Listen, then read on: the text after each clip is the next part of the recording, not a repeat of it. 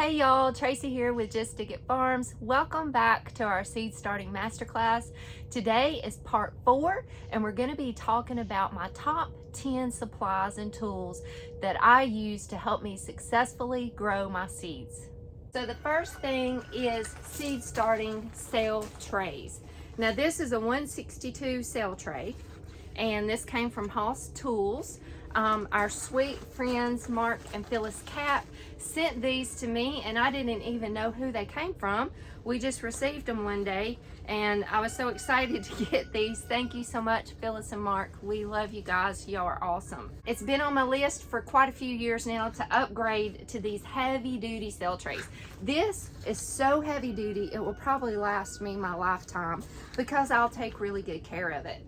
And when I put them away, when seed starting season is over, I'll put them in my garden shed where not much light or weather elements can get to them. And I think they'll last me probably my lifetime. I was using, for all of these past years, I have been using these cheap plastic little cell trays like this that I recycled. I actually got these out of the dumpster when I worked at Petals from the Past. And they've lasted me a long time. I did have a giant stack of them and a lot of them have just become brittle and broken, and so I threw a lot of them away. But some of them are still holding up and I'll continue to use these as long as they last. But I'm really excited about these. This is 162 potential plants right here in one tray and I've got 3 of them here. Whether it be a heavy duty, really good cell tray like this one, or maybe it's something you're recycling and reusing, which is awesome. I'm always for recycling and reusing. Or, you know, you pick up one from Lowe's or Home Depot. Whatever you're using, just make sure it has really good drainage holes in it. So what I'll do is I'll sow each seed in each one of these little cells here. And then when that root develops and grows, I'll bump these up to a 4-inch size. Depending on where you are and when you're going to be transplanting these out into your garden, you may be able to leave them in here and then just take them straight from here and put them in your garden. For me, I'm not going to be able to do that because by the time these are grown and the roots are going really good, it's not going to be time for me to plant in my garden yet. So I'm going to have to take this and bump it up into another pot. Why do I have to start my seeds in these cell trays? Why can't I just go ahead and start them in the 4-inch pot? It's easier to keep that little seedling watered and nurtured in this cell than it is in the 4-inch pot. When it's a brand new seed, it's very delicate. And this is just easier to manage and take care of it. This cell tray here is potentially 162 plants, and this is the space that it will take up on my grow station or on my germination mat or in my greenhouse. If I'm starting them in these 4-inch pots, then for this space that this takes up, I only get about 24 plants because this will only, 4-inch pots will only fit about 24 little pots onto here. That is a massive difference of this space right here being 162 plants or 24 plants. Plus, when you start seeds, you don't know that all of those are going to germinate. So you're taking up this much space for a seed that may not even germinate. But if you're putting it in this cell tray, then that's not taking up very much space. When I'm starting these little seeds in this cell tray here, then I'm taking this in my house and putting it on a germination mat, and then I'm taking it and putting it on my grow lights. And then after they get established in here, I'm potting it up to this. Well, once it gets potted up to this 4-inch size, it's coming out to the greenhouse to live. It'll be strong enough to make it then. So it's easier to start your seeds in these little cells and keep them watered and nurtured, and it takes up a whole lot less space. So these are all little 4-inch plastic pots that where I have bought a plant in it and I've recycled them and used them. Whenever I start my seeds in the little cells, this is what I bump them up to, is the 4-inch containers, and then from here they can go into the ground. So these are containers that I used last year and I'm just sterilizing them right now. I've got this big garbage can here and it's full of water and some bleach. I usually don't like to use bleach very much, but this does a really good job of sterilizing these pots so that there's no risk of a bacteria or fungi or algae or anything like that that is left over in this container transferring to my new plants. So I just throw them in here, try to knock the dirt out of them, let them sit for a minute, and then I just pull them out. If they're really bad, I'll wash them out. For the most part though, this right here gets the job done. And I check them. If they're real brittle, then I throw them away. I try to just keep the more sturdier, tougher ones. Now these are cheap plastic containers and they're not going to last forever, but I'll get maybe 2-3 seasons out of them. Even if it's just 1 season out of them, it's worth it to me to recycle these and reuse these. So you'll need some containers or pots to bump up your little seedlings from the cell trays. When they start getting roots developed in there, you want to go ahead and bump them up to like a 4-inch size pot or container. So you're going to need these on your list of supplies that you need to start seeds. You can buy some really good ones that will last you a long time from Bootstrap Farmer, and I don't know where all you can get them, but I buy a lot of plants, so I always just save these and recycle and reuse them. They work great. You don't want to bump up your little seedling from like a cell into a 1-gallon pot. You want it to be something like a 4-inch or a 3-inch or something like that when you bump it up, because if you've got a big old 1-gallon pot and you've just got that one little seedling that barely has roots, you've got to keep all of that soil moistened.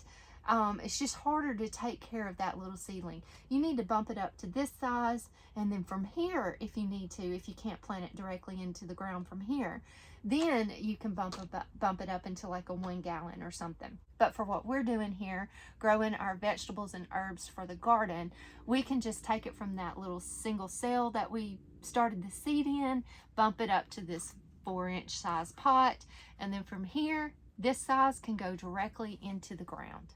Number 3 is these bottom watering trays right here. And these are heavy duty trays as well from Hoss. Now they've got a few cracks on them up here, but the bottom of them, there's no cracks, so they work perfectly well. When we were at our Great Fall Garden Festival at Petals from the Past in September, Greg and Sheila were there, the Hoss team was there, and they were using these to bring seeds in to their vendor booth. And I said, oh my gosh, I've been wanting these, I've been wanting to get these, and I was planning to order them this year. And Sheila said, oh, you can just have these. They're cracked up here, but they still work really well. They're not cracked down here, and they don't lose their water, so they work really well. So they gave me 5 of these, which I was super, super happy about that. And then Phyllis and Mark sent me these. So I was just blessed all around with this. I'm so thankful to Greg and Sheila and Phyllis and Mark. Thank y'all. I do recommend that you go ahead and buy good bottom watering trays. Go ahead and invest the money and buy good, sturdy, solid ones that's going to last you forever if you take care of them. Because I invested some money 2 years ago on some bottom watering trays. And they were super cheap. I didn't even get through, they weren't cheap, but they were super cheaply made. I didn't even get through the first season, and they had holes in them, and they would leak water all over my grow station, and it was just pitiful. It was really, really upsetting. So go ahead and invest in good, solid bottom watering trays. If you have to use recycled cell trays, recycled 4-inch pots, do that. But go ahead and try to invest in good bottom watering trays, because there's nothing worse than getting your little seedlings on your grow station, and when you go to water, it just leaks water all over your grow lights, all over your floor. It's just a mess. So I highly recommend you go ahead and invest in good bottom watering trays. How do I use these bottom watering trays? Well, when you start your seeds in this cell tray here, it's not going to be very effective to bottom water those in the beginning. because that root is not going to be down to the bottom of it yet. It's a brand new seed at the surface of your soil, and that water's not going to get up to that seed. So it's really not effective to use this as a bottom watering tray when you first start your seeds. I use it when I first start my seeds because this is going on my grow station where my grow lights are. And when I water these, this is going to catch my water instead of my water going down on my lights or going down on my floor, ruining my floor, you know, messing things up. So that's how I use this bottom watering tray. Now, when there's water sitting in it, I will dump it out because really you don't want your little plants sitting in water. That can cause a lot of diseases. Now you could take something like some corks or a rock or something like that and put on the four corners and kind of raise it up to where it's not actually sitting down in the water, because like I said, that's really not good for your plants. I also use them when I'm going to be like going on vacation or something and I know I'm going to be gone for a few days, and I can just fill that up and know that my seedlings won't completely dry out before I get back. The next thing on my list is plant labels and garden markers or pencils. You definitely want to always label everything. I put what it is and I put the date on my labels because you think you'll remember, but you won't. You'll definitely forget. Garden markers or a pencil. Don't use a Sharpie. If you use a Sharpie, it fades away really quickly, and before you're ready to transplant those into the garden, it's going to be completely faded and you're not going to know what you got. So use a garden marker or use a pencil. A pencil works really well. Now, I have always used recycle plant labels. Whenever I buy a plant with the information on the front of it, I save it and then I just write on the back of it and use it for my labels when I'm starting seeds. But this year I decided I wanted to just order some plant labels and use these, make it a little bit easier for me, because what happens is I usually run out of the recycled ones and then I'm trying to cut them in half or trying to clean them and reuse them. So I just went ahead and invested and ordered me some labels. This was like a whole pack of these, which was, I think it was 1,000 labels with a garden marker, 14 bucks. So really that's not too terribly bad. I find it easier to pre-do my labels before I ever come out to my greenhouse. So I look on my calendar and I pull the seed boxes of what I'm going to be sowing that day, and then I sit down and go ahead and write out all of my labels and I put them in those individual boxes. That way when I come out to the greenhouse and I'm sowing my seeds, I don't have to write all of that down with wet, dirty hands. That just makes it a little bit easier for me. I leave some labels and a marker inside where I store my seeds, and I leave some out in the greenhouse, and so that way I always have them available to me. Next is seed starting mix. Now this is a question that I do get asked all of the time. What do I use to start my seeds? What do I use to pot up my plants?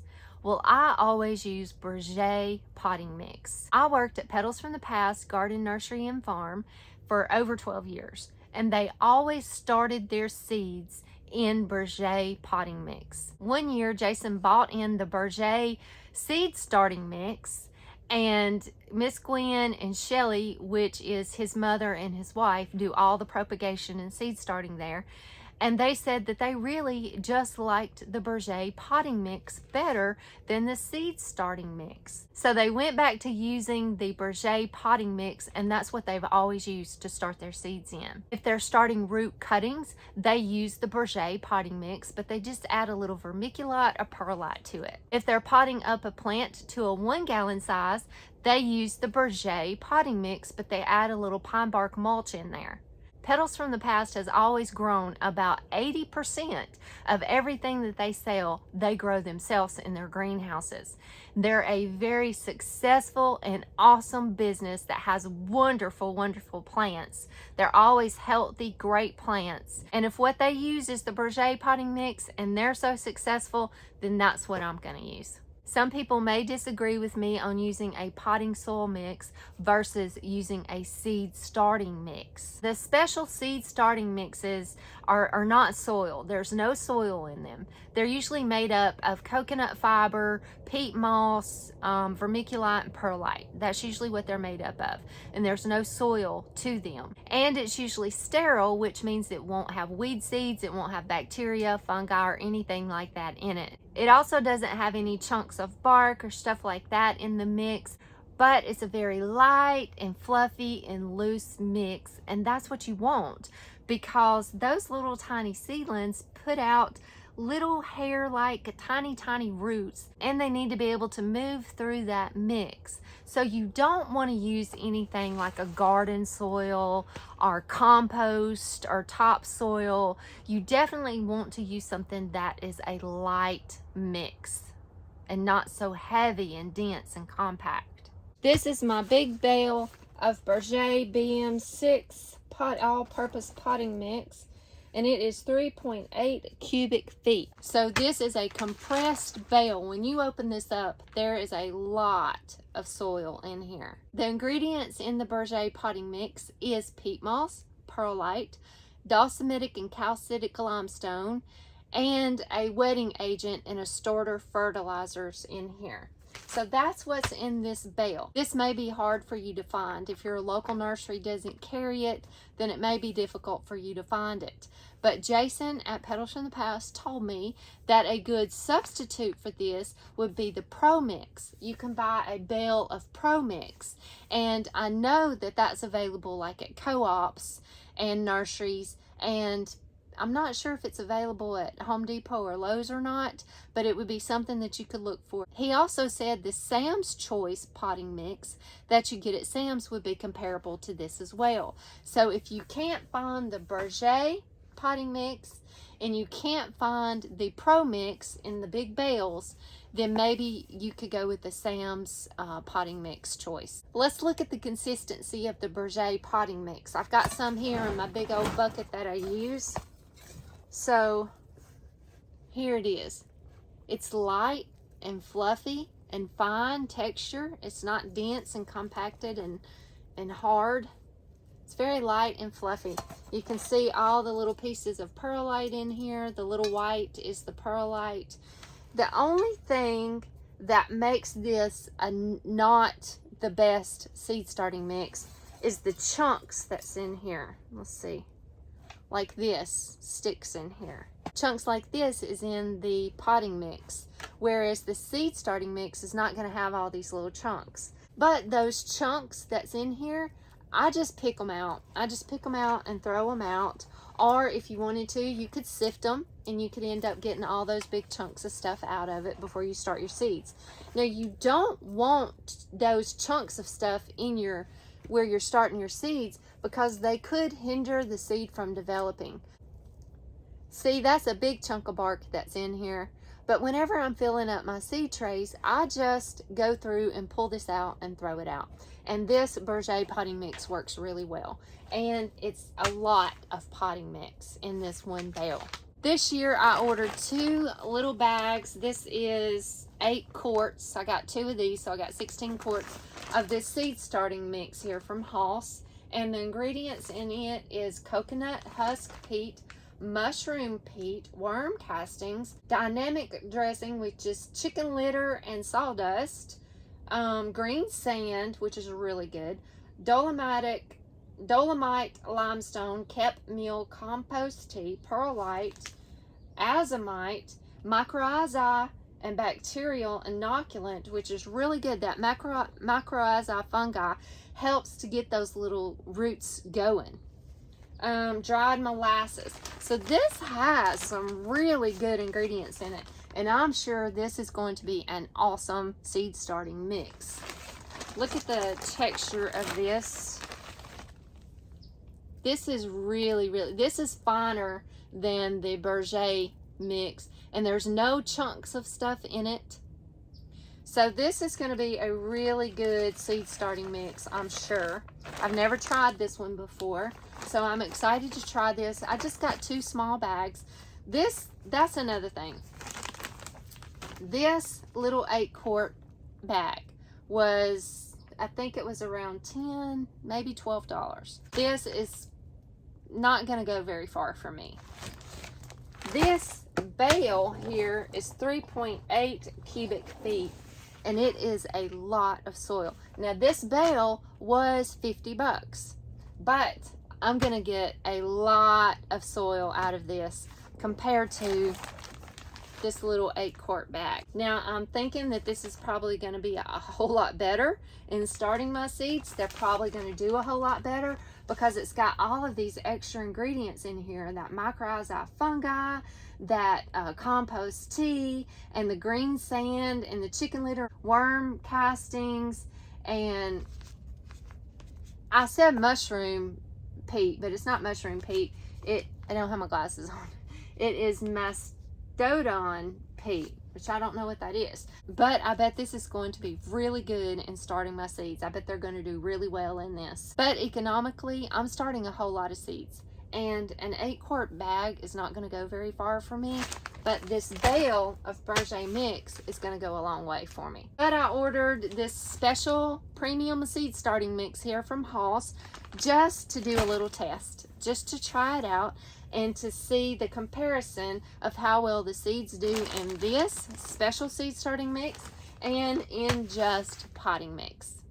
The thing you really need to remember when choosing your seed starting mix is don't use topsoil or just go dig up soil out of your garden or use compost even.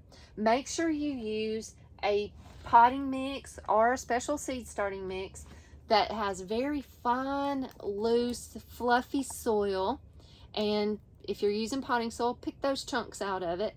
But just make sure it has loose, fine texture to the soil so that those little tiny hair-like roots of baby seedlings can move through this soil and grow.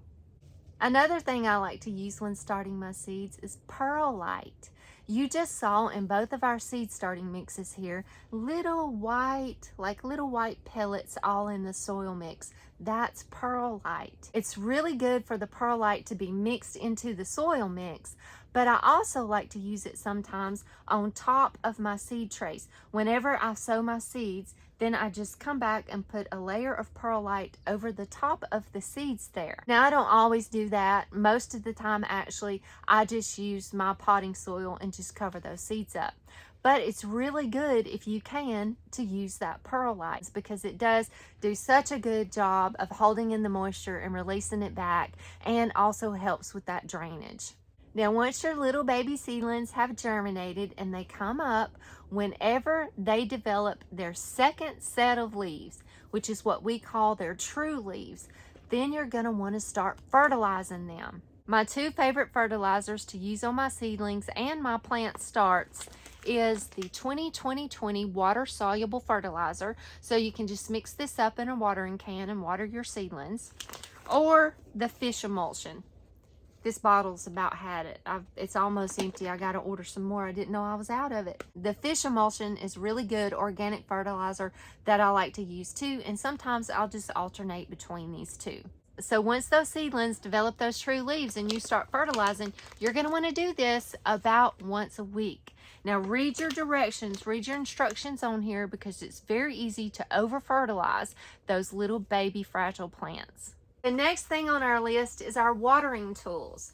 So in my greenhouse here, I have this nice watering wand, and right now it has a shower head nozzle on it.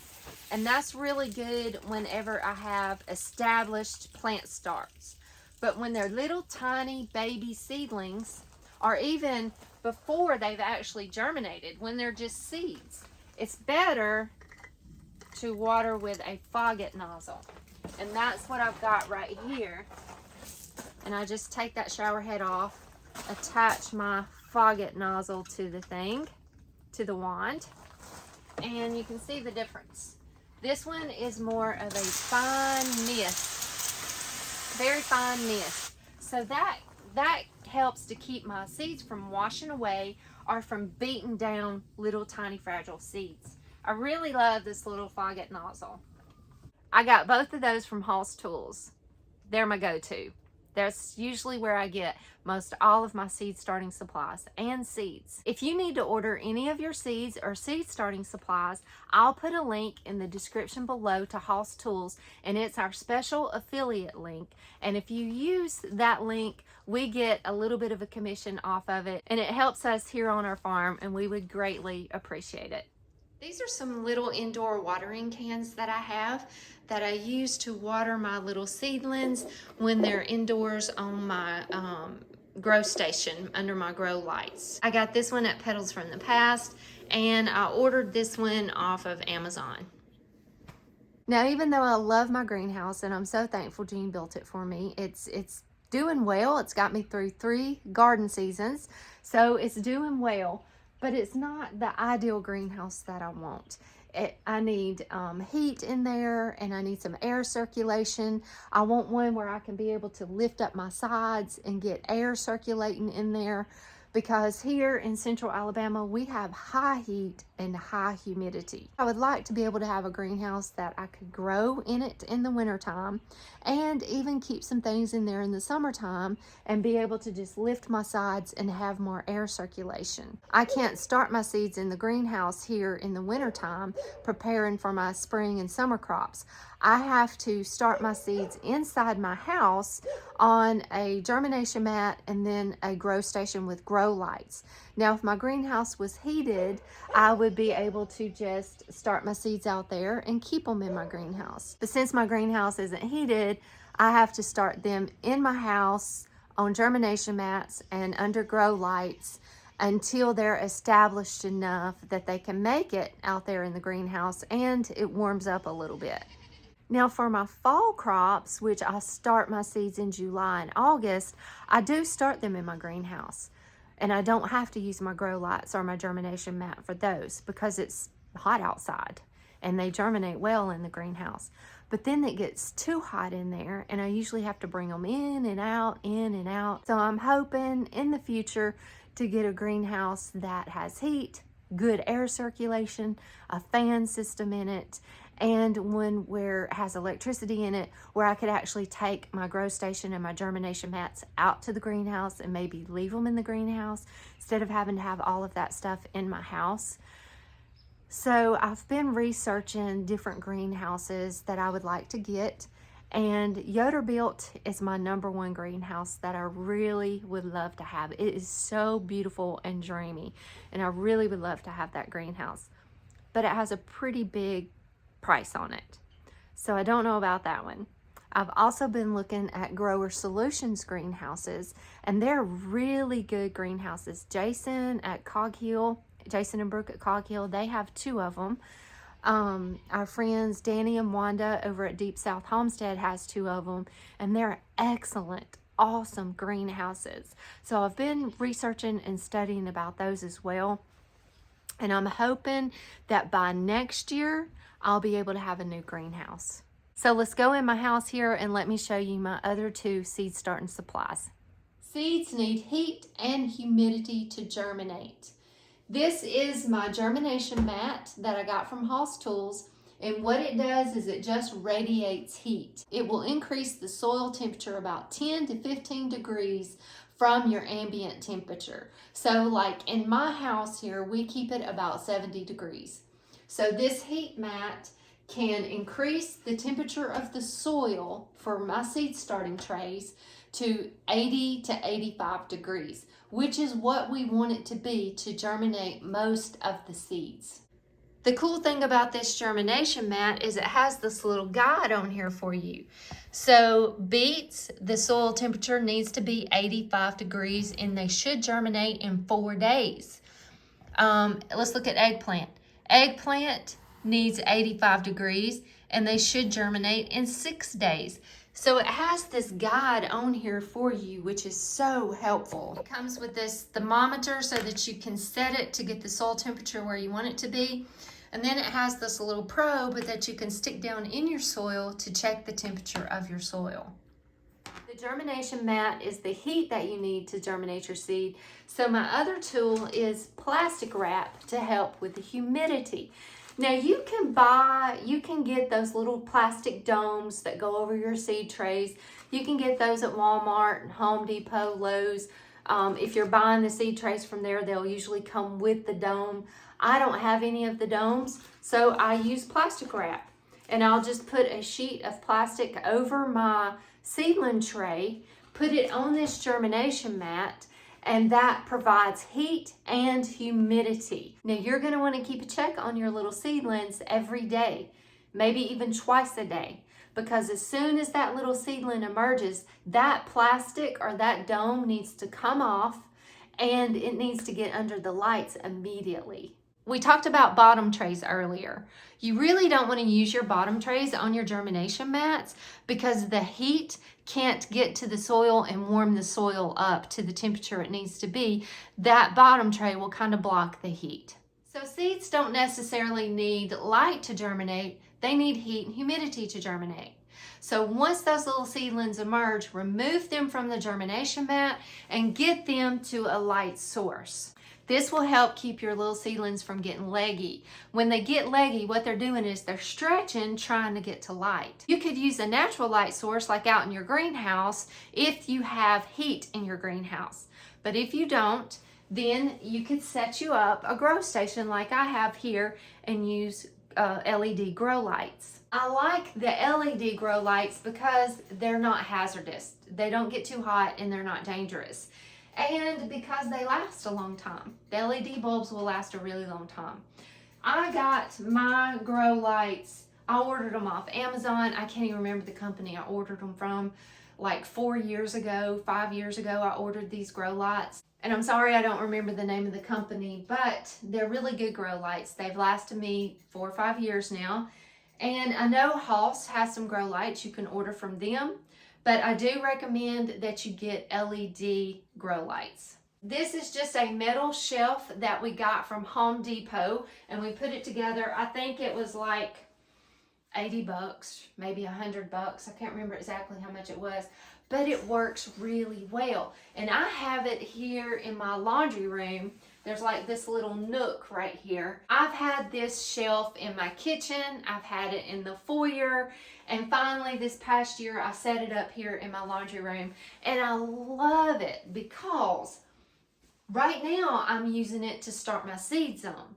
But once I'm through starting seeds, then I use it to dry my herbs, to hang my herbs and dry them. I use it to store my potatoes and onions and root crops and different things like that. And then during this winter, I used it to store pots and Christmas stuff on it. So I love having it here in my laundry room because it's very versatile. I can use this thing for so many different things. Now, if I do get a new greenhouse, then I'll be moving it out to my greenhouse and I'll just get me another shelf like this for in here. But right now, I need a home for this, so this works really good like this in my laundry room. Plus, I can shut this door at nighttime and those fluorescent lights aren't filling up our whole living room and kitchen. So it's important when you're starting your seeds with grow lights that you keep that grow light right above that new little seedling, and then as it starts growing, move your grow light up. You don't want it to be too close to your seedling that it burns it, but you don't want it to be too far away to where that little seedling is stretching to get to that light and it ends up being a leggy plant. Because usually once it becomes leggy, it's no good. It's never going to be a healthy plant. That plant's never going to do what it's supposed to do. So you want to try to avoid that. And that's probably one of the most challenging parts of growing your seeds. Once I've brought my seed trays from my germination mat over to my grow light station, that's when I use my bottom watering trays to sit my little seedling trays in those bottom watering trays. And then I can just come over and water them without having to take them to my sink or take them outside, or without water dripping down and getting on these lights and getting all over in the floor and making a big mess. Okay, y'all, that's it for today's video, but y'all stay tuned for our next video, which is part 5 of our seed starting masterclass, and we will be sowing some seeds together. God bless you, and I'll see you on the next video.